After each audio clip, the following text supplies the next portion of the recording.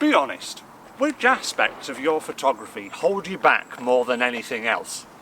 Is it that you don't know the techniques you need to be able to achieve the shots that you'd like to? Is it that you can't find inspiration? Or is it that you just simply lack a bit of self-confidence? If it's one of the first two, then these can be easily rectified. You can watch a few more of our basics of photography tutorials here on YouTube, or even better, join us on a physical Yorkshire Photo Walk for both inspiration and the knowledge that you need to get the techniques right. But if it is the latter, then sometimes this can take a bit more hard work to get over. I think we all lack a bit of self-confidence in one area or another. And if it is affecting your photography, it's amazing how much it can hold you back. So in this latest episode of the Basics of Photography from Yorkshire Photo Walks, I'm going to help you to try and overcome a bit of that insecurity when it comes to your own photography skills. So join me as I help to build your photography confidence.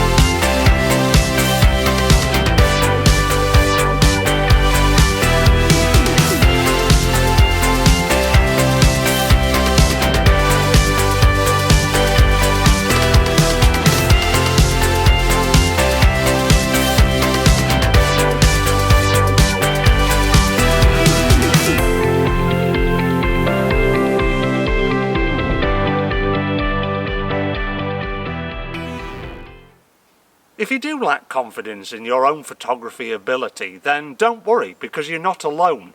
It doesn't just affect beginners either. Even professionals go through bouts where they just simply doubt themselves. So in this video, I'm going to help you to go on a much more positive footing, to leave that lack of self-confidence behind and lift that blanket of negativity. Because I can assure you that when you do, not only will you enjoy your photography more, you'll also be much more appreciative and proud of the photographs that you make. These days, photographs are absolutely everywhere. From the moment that we wake up in the morning to the moment that we go to sleep at night, we're bombarded with them. Whether it's on social media, reading newspapers or magazines, driving round seeing huge billboards at the side of the road, or even opening up your favourite recipe book to see what you're cooking for tea. Photographs are absolutely everywhere. As photographers, we often get this subconscious urge to make our photographs as good, if not better, than these ones that we see every day. This is where a lack of self-confidence starts to creep in, when we take a photograph and it doesn't live up to our high standards. I think we often set our standards too high. You've got to remember that the people producing these photographs that we see every day have often studied photography for years and probably been doing photography professionally for even longer. As beginners, we can't even contemplate the ability to be able to get our photographs to that level. I would recommend starting out by trying to impress your family. Then, if they like them, try and impress your friends, and if they say, wow, these should be published, then start to go into searching more into that once you get to that stage. Always remember that famous saying, don't try to run before you can walk. Right, it's time to address the elephant in the room, social media. One of the most accessible ways of sharing our photographs and getting our name out there, but also one of the most daunting ways of doing so as well. In our strive for likes and follows, which we all get when we're on social media because it shows an appreciation of the content that we're putting out there, we get lost, and every time that we don't get as many likes as we think we should do on a photograph, then our confidence is dented. But you've got to remember that, like we've just been talking about, platforms like Instagram and Facebook are huge global platforms which a huge percentage of the world's population use. And it can take even the best photographers years and years to be able to get even a small footprint on social media and get anywhere near the likes that we think their photographs deserve. likely as well that some people that are a dab hand at social media and know how to get round things or even buy likes will have terrible photographs that they put on there, but they get hundreds of thousands of likes.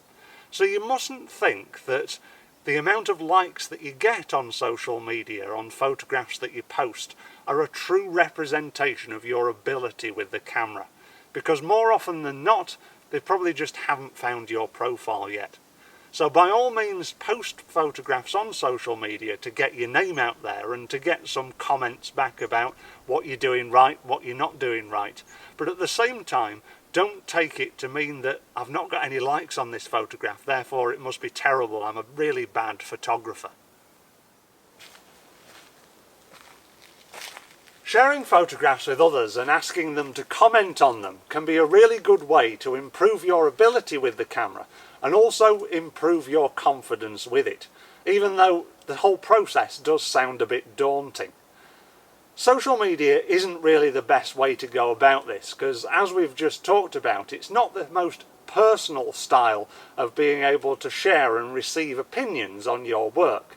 It's much better if you get together with a group of friends and show them your photographs and ask them to give you honest comments about what they think about the photographs that you've taken. Because they're your friends, more often than not they're not going to be too scathing with the comments that they give you. And also, if they can be honest, they'll also come back with quite constructive criticism rather than just saying, oh, I don't like this one, or I wouldn't have done that. If they are your friends, make sure that they do have a little bit of an interest in photography, because sometimes people that don't have an interest in photography will just say, oh, I like that pretty little bit of light there, or I like that pretty little thing there. They won't necessarily be able to say, well, maybe you should have composed it like this, or maybe you should have had the light coming in from that direction. A great way to do this is to become a member of like a camera club or photographic society where you meet with like-minded people. But again, you've got to be careful with things like this, because a lot of people, when they go to camera clubs, start entering into competitions, which again can be really damaging to your confidence. If you enter a photograph that you really like and think, oh, this is going to win the competition, or at least it's going to be up there with the very best, and then the judge says, oh, I don't like that one at all, then it really does dent your confidence. And just like we've said about posting photographs on social media, entering competitions isn't a true representation of your ability with the camera. It's just one person's opinion on your photography, and that one person might not like the style of photography that you're interested in. It can be really useful to know about different types of photography and the techniques that go into them. After all, it's always going to increase your knowledge base of all photography, so you become a lot more confident in different styles. But you will find that you will always come back to the style and type of photography that you're not only interested in, but you always tend to get the best results in. And this is nothing to be ashamed of. We all do it. When you do this, it's useful to look at other people's photographs that are taken in a similar style. You could look at platforms like Instagram and Flickr, where there are thousands of different photographs to choose from. But it can also be really useful to look at professionals within the field, people that are earning money from the photographs that you like. By doing this, you can start to see different techniques, the ones that work, the ones that don't work so well, and formulate your own opinions on these photographs by thinking, well, I really like the way that that person's done that, or if I'd have taken that photograph, I would have done this. By being able to look at other people's photographs and formulate your own opinions on them, you start to be able to gain more confidence in what you're doing yourself. Because if you're following a crowd that are doing it well and potentially earning money from what they're doing, then you yourself can think, well, yes, I could be on to a winner here. Another thing that can often stunt our self-confidence in photography is our striving or desire to achieve perfection with every single photograph that we make. This really shouldn't have to be the case. The thing that reminded me about this fact was when I was studying down in London, I went to see an exhibition by the American street photographer William Klein. In the exhibition it included these huge cabinets full of his contact prints of all the photographs that he'd made in preparation for the exhibition. The ones that had made it onto the wall had red rings in marker pen around them, but there were hundreds of others that he'd just discounted because he didn't feel that they fit with the rest of the work. It was brilliant for me to see the photographers working, thinking that this one is working for me, I like that, that can go on the wall, but this one just isn't really doing it for me, so I'm just going to reject this. It goes to show that even the best professional photographers aren't striving for perfection with every single photograph that they make. We live in this wonderful digital age which allows us to take as many photographs as our memory card allows. So it goes to show that it is okay to make mistakes. It is okay to experiment with different compositions. And if we don't get the perfect shot on the first go, we can try again.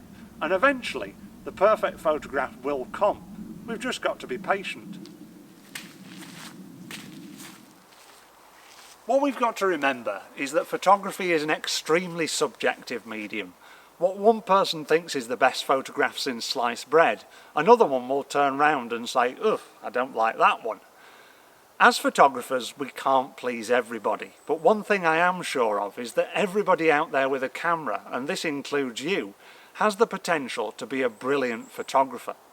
The best piece of advice that I can give is to just be yourself behind the camera and enjoy the medium that you love. You don't necessarily have to go out and get a perfect photograph every time. You don't need hundreds of followers on social media and thousands of likes. You don't need the accreditation of just one judge that says this is a half-decent photograph. As long as you enjoy what you're doing, isn't that just half the battle? If you follow that mentality, then the good photographs are sure to come, and you'll gain your own self-confidence in no time. If this video has given you a bit more self-confidence in your photography, then please give it a like and don't forget to subscribe to our YouTube channel for more inspirational videos just like this one. If you'd like to learn about photography on practical tuition sessions out in the field, then check out YorkshirePhotoWalks.com for our latest schedule. And for all of our latest photo walk news and photographs, you can also follow us on Instagram and Facebook. But you don't even have to like our photographs if you don't want to. I hope you found this video useful. I hope to see you again soon, but in the meantime, thank you very much for watching and keep that confidence up every time you go out with your camera. See you again soon.